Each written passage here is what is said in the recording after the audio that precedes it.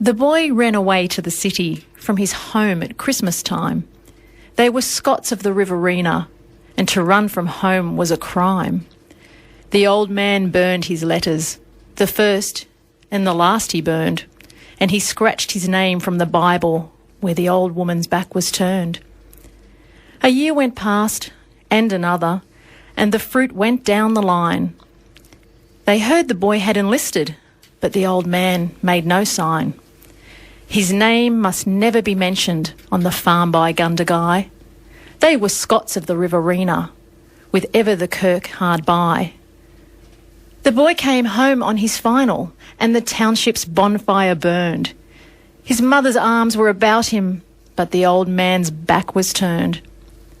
The daughters begged for pardon, till the old man raised his hand, a Scot of the Riverina who was hard to understand. The boy was killed in Flanders, where the bravest heroes die. There were tears at the Graham homestead and grief in Gundagai. But the old man ploughed at daybreak, and the old man ploughed till the murk. There were furrows of pain in the orchard while his housefolk went to the kirk.